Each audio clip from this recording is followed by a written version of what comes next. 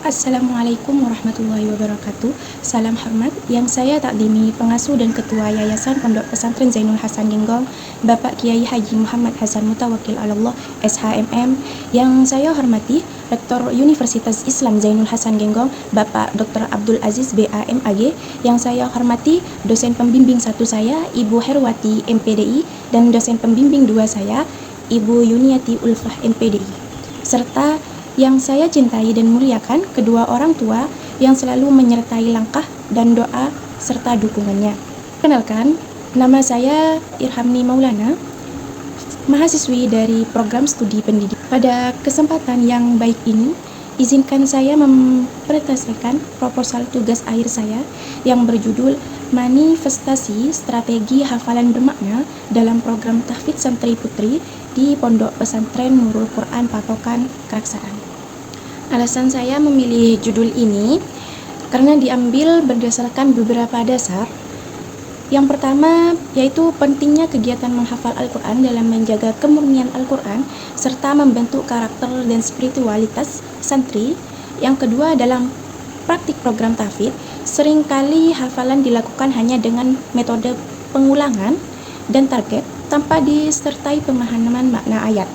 Padahal hafalan yang disertai pemaknaan ayat dapat membuat hafalan lebih kuat, mudah diingat, dan lebih membekas dalam kehidupan santri putri.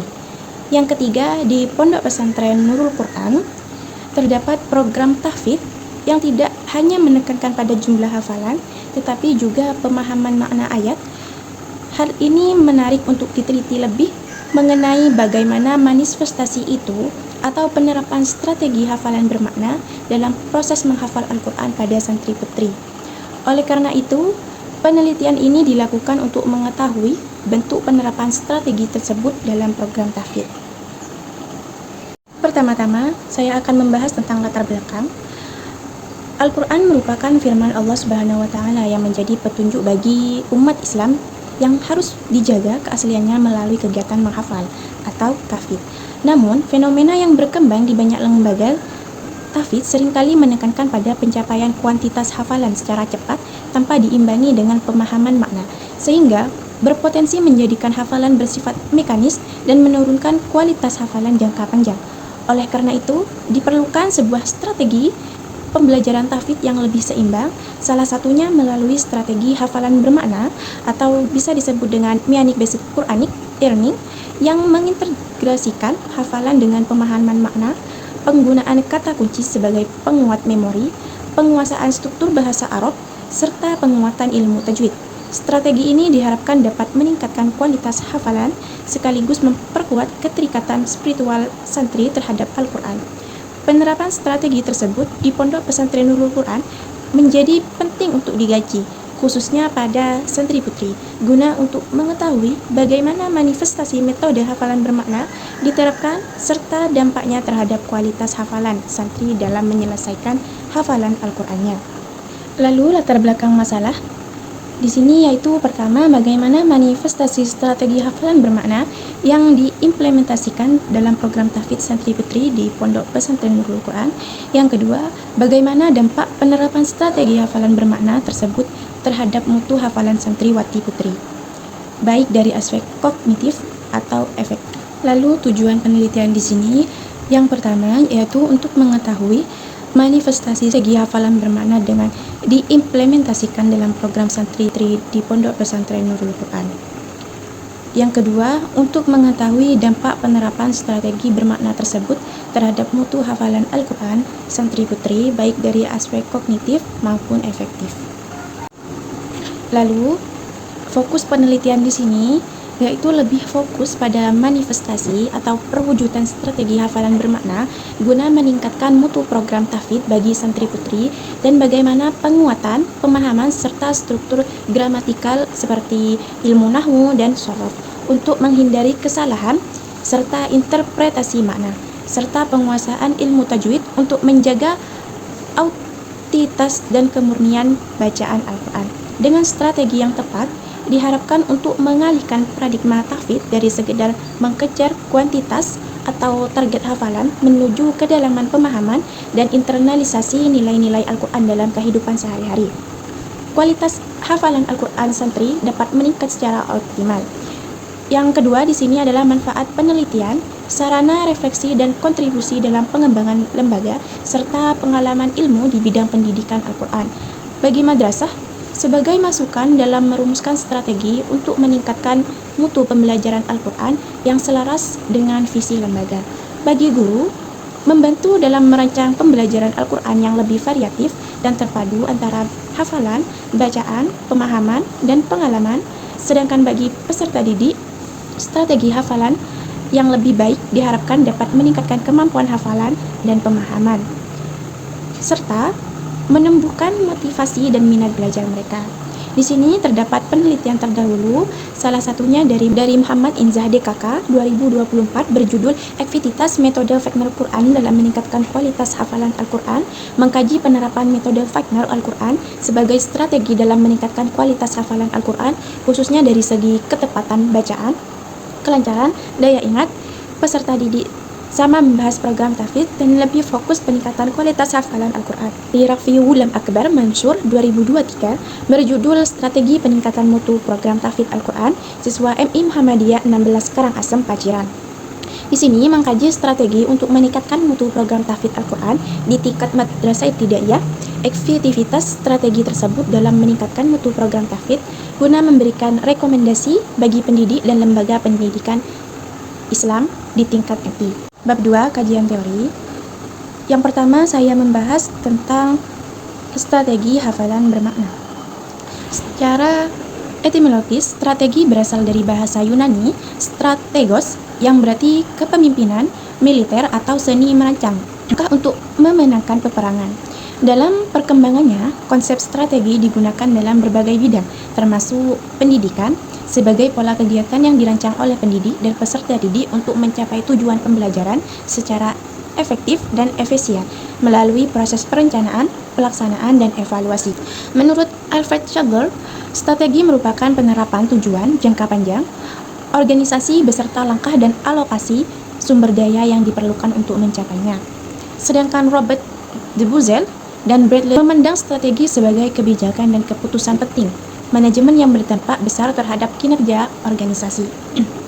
Dalam lembaga pendidikan, strategi diwujudkan melalui penetapan visi dan misi, penyusunan kurikulum, pemilihan metode pembelajaran, penyediaan tenaga pendidik yang kompeten, serta dukungan sarana dan prasarana guna menunjang keberhasilan proses pembelajaran. Hafalan bermakna dalam tahfidz Al-Quran merupakan proses menghafal yang tidak hanya menekankan pengulangan verbal semata, tetapi juga melibatkan pemahaman mendalam terhadap makna ayat. Konsep ini berakar pada teori belajar bermakna dari David Ausubel yang menekankan pentingnya menghubungkan pengetahuan baru dengan terstruktur kognitif yang telah dimiliki sebelumnya. Dalam praktiknya, hafalan bermakna melibatkan pemahaman tafsir, nuzulul Quran, asbabun nuzul, serta keterkaitan antar ayat sehingga hafalan lebih kuat tersimpan dalam memori jangka panjang. Strategi implementasinya dapat dilakukan melalui metode talaki, terjemah lafziyah atau arti perkata, penggunaan kata kunci sebagai penguat ingatan, serta integrasi tadabbur untuk merenungi makna ayat. Pendekatan ini tidak hanya memberikan manfaat pada aspek kognitif berupa peningkatan daya ingat dan kemampuan berpikir kritis, tetapi juga berdampak pada pembentukan karakter, penguatan spiritual santri, dan demikian hafalan bermakna bertujuan melahirkan generasi penghafal Al-Quran yang tidak hanya fasih dalam melafalkan ayat, memahami, menghayati, serta mampu mengamalkan nilai-nilai Al-Quran dalam kehidupan sehari-hari. Lanjut ke pembahasan pada program tahfidz, teori kedua. Program tahfidz merupakan rangkaian kegiatan yang dirancang secara sistematis, terencana, dan berkelanjutan untuk mencapai tujuan tertentu dalam suatu lembaga atau organisasi. Program tidak hanya berupa suatu kegiatan tunggal, tetapi terdiri dari berbagai aktivitas yang saling berkaitan dan melibatkan banyak pihak, mulai dari perencana, pelaksana, hingga pemangku kepentingan. Dalam sebuah konteks pendidikan, program berfungsi sebagai pedoman dalam mengorganisasi kegiatan pembelajaran agar lebih terarah dan efektif, mulai dari tahap perencanaan, pelaksanaan, hingga evaluasi. Menurut Hamzah Biuno, program dalam perencanaan pembelajaran merupakan bagian penting untuk membantu mengatur berbagai komponen Salah satunya dalam komponen pembelajaran seperti tujuan, materi, metode, waktu pelaksanaan, serta fasilitas yang diperlukan agar proses pendidikan berjalan secara efektif dan efisien. Tahfidz Al-Quran merupakan proses pendidikan ayat-ayat Al-Quran agar tetap terjaga kemurniannya, sebagaimana yang diturunkan kepada Nabi Muhammad SAW melalui malaikat Jibril. Proses ini dilakukan melalui pengulangan bacaan secara disiplin, penguasaan tajwid, serta pemeliharaan hafalan secara terus-menerus. Menghafal Al-Quran memiliki banyak keutamaan, di antaranya memperoleh syafaat di hari kiamat, termasuk golongan manusia terbaik, serta diangkat derajatnya oleh Allah Subhanahu wa Ta'ala. Keberhasilan program tahfidz dipengaruhi oleh berbagai faktor, baik seperti internal, seperti motivasi, kedisiplinan, kesehatan, dan kemampuan menghafal, maupun faktor eksternal seperti kompetisi guru, dukungan keluarga, lingkungan yang kondusif, serta metode pembelajaran yang tepat. Oleh karena itu, diperlukan agar proses menghafal Al-Quran dapat berjalan optimal dan berlanjut. Di sini ada kerangka konseptual. Pada gambar tersebut menjelaskan alur penelitian tentang strategi hafalan bermakna dalam program tahfidz. Alurnya dimulai dari permasalahan, kemudian solusi strategi, lalu pendekatan yang digunakan. Permasalahan yang ada dalam program tahfidz ini, penelitian ini berangkat dari beberapa masalah yang sering terjadi pada program tahfidz, yaitu metode hafalan yang digunakan hanya untuk menghafal secara tanpa memahami makna. Santri sering mengalami kelelahan mental karena hanya fokus pada hafalan. Kesulitan memahami makna Al-Quran sehingga ayat diingat tetapi tidak dipahami. Akibatnya kualitas hafalan menjadi menurun, mudah lupa, dan kurang mendalam. Masalah-masalah inilah menjadi alasan perlunya strategi baru dalam menghafal Al-Quran. Kedua, solusi strategi hafalan bermakna untuk mengatasi masalah tersebut. Digunakan strategi hafalan bermakna yaitu terinspirasi dari teori pembelajaran yang menekankan bahwa belajar akan lebih kuat jika seseorang memahami makna yang dipelajari, bukan hanya menghafal secara mekanis. Artinya, dalam menghafal Al-Quran, santri tidak hanya mengingat bunyi ayat, tetapi juga memahami arti dan pesan yang terkandung di dalamnya. Selanjutnya, yaitu pendekatan yang digunakan. Strategi hafalan bermakna diterapkan melalui beberapa pendekatan, yaitu pendekatan kognitif, yang dimana membantu santri memahami isi dan makna ayat sehingga hafalan lebih mudah diingat. Lalu pendekatan linguistik, memperhatikan bahasa Arab, struktur kata, dan hubungan antar ayat agar santri lebih memahami teks Al-Quran. Lalu pendekatan spiritual, menanamkan kesadaran bahwa menghafal Al-Quran adalah ibadah sehingga santri lebih khusyuk dan ikhlas. Pendekatan motivasi, memberikan dorongan semangat agar santri tetap konsisten dan tidak mudah menyerah dalam menghafal. Pendekatan-pendekatan ini membuat proses menghafal lebih hidup dan bermakna. Lalu, penerapan strategi dalam program tahfidz.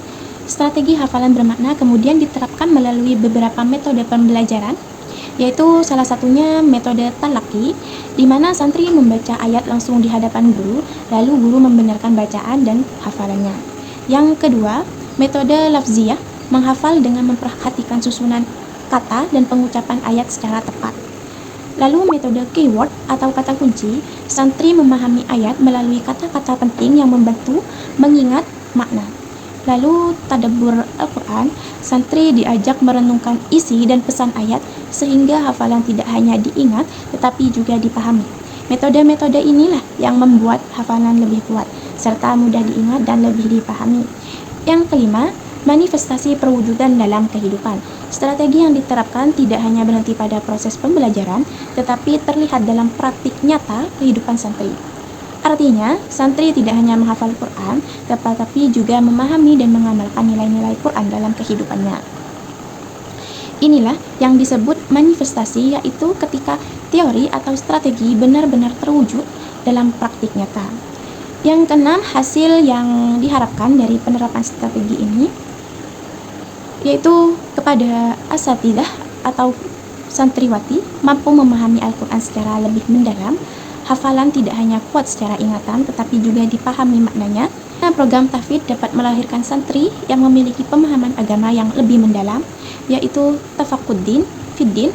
Artinya santri tidak hanya menjadi penghafal Quran, tetapi juga memahami dan mengamalkan ajarannya. Kesimpulannya dari kerangka konseptual ini menjelaskan masalah dalam program tahfidz, yaitu hafalan tanpa pemahaman dapat diatasi dengan strategi hafalan bermakna. Strategi ini menggunakan pendekatan, yaitu pendekatan kognitif, linguistik, spiritual, dan motivasi. Kemudian diterapkan melalui metode talaqi, lafiziyah, tadabbur, Al-Quran. Hasil akhirnya membentuknya santri yang tidak hanya hafal Quran, tetapi juga memahami dan mengamalkannya dalam kehidupan. Lanjut, pada bab 3 metode penelitian.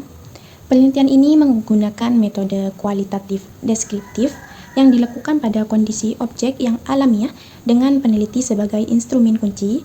Data dikumpulkan secara gabungan dan analisis secara induktif dalam bentuk deskriptif naratif. Metode ini bertujuan untuk menggambarkan strategi program tahfidz dalam meningkatkan mutu hafalan santri putri di Pondok Pesantren Nurul Quran. Atau kehadiran peneliti dalam penelitian kualitatif. Lalu dilanjut, yaitu kehadiran peneliti dalam penelitian kualitatif menuntut peneliti hadir secara langsung di lapangan karena peneliti berperan sebagai instrumen utama dalam pengumpulan data. Dalam penelitian ini, peneliti bertindak sebagai perencana, pelaksana, pengumpulan data, penganalisis sekaligus pelapor hasil penelitian. Oleh karena itu, validitas dan reliabilitas data sangat bergantung pada kemampuan metodologis, kepekaan, dan integrasi peneliti. Lalu dilanjut dengan sumber data. Yang pertama ada data primer. Sumber data primer dalam penelitian ini berupa informasi yang diperoleh secara langsung dari pihak-pihak yang terkait dengan objek penelitian melalui wawancara dengan subjek penelitian di lapangan. Sumber data primer dalam penelitian ini adalah para ustadzah pengajar tahfidz, santriwati, dan alumni. Yang kedua, yaitu sumber data sekunder. Selain menggunakan sumber data primer, penelitian ini juga menggunakan data sekunder yang diperoleh secara tidak langsung untuk melengkapi dan mendukung data primer. Data sekunder dalam penelitian ini bersumber dari dokumen-dokumen yang berkaitan dengan berbagai strategi program tahfidz pada manifestasi strategi hafalan bermakna dalam program tahfidz santri putri di Pondok Pesantren Nurul Quran. Yang selanjutnya yaitu observasi. Observasi merupakan teknik pengumpulan data melalui pengamatan langsung terhadap objek penelitian. Menurut Bimo Walgito, observasi adalah kegiatan penelitian dilakukan secara sistematis dengan menggunakan panca indera untuk mengamati suatu peristiwa atau gejala. Dalam penelitian observasi ini digunakan untuk melihat secara langsung proses pembelajaran Al-Quran di kelas maupun kelas non-tahfidz dan tahfidz, termasuk interaksi guru dengan santri. Metode pembelajaran ini serta kondisi belajar di Pondok Pesantren Nurul Quran patokan keraksaan. Yang lanjut, wawancara dan dokumentasi. Wawancara untuk memperoleh informasi secara langsung dari narasumber melalui tanya jawab dalam penelitian. Wawancara ini dilakukan kepada asatidzah tahfidz, santri, dan alumni untuk mengetahui bagaimana manifestasi strategi hafalan bermakna dalam program tahfidz. Selain itu, dokumentasi digunakan untuk melengkapi penelitian melalui arsip laporan, lapangan, laporan kegiatan, foto, dan dokumen lainnya yang berkaitan dengan penelitian. Lalu lanjut dengan reduksi data atau kondensasi data, merupakan pemilihan kegiatan, pemusatan, pemeringkasan, atau penyederhanaan data yang mencakup keseluruhan bagian dari catatan-catatan yang didapatkan dahulu. Namanya reduksi data karena reduksi data banyak data-data penting yang dikurangi, maka istilahnya diganti dengan kondensasi data. Ini dalam penelitian ini dilakukan dengan data temuan yang terkait dengan judul penelitian baik dari hasil observasi, wawancara, maupun dokumentasi. Yang kedua, penyajian data. Penyajian data dalam penelitian ini menggunakan sekumpulan informasi yang tersusun secara sistematis sebagai hasil dari data yang diperoleh di lapangan selama proses penelitian berlangsung. Penyajian data dalam penelitian ini akan dilakukan dengan menuliskan uraian singkat yang bersifat naratif. Yang ketiga, penarikan kesimpulan penarikan, yaitu merupakan proses penarikan inti dari keseluruhan data yang telah terkumpul selama proses penelitian berlangsung. Tahap ini dilakukan untuk memperoleh hasil penelitian berupa kesimpulan atau verifikasi terhadap temuan-temuan yang telah dianalisis. Kesimpulan dalam penelitian ini berupa deskriptif data yang disusun sebagai jawaban atas fokus penelitian. Sekian presentasi dari saya. Mohon maaf jika ada salah kata yang disengaja maupun tidak disengaja. Mohon maafkan. Terima kasih. Wassalamualaikum warahmatullahi wabarakatuh.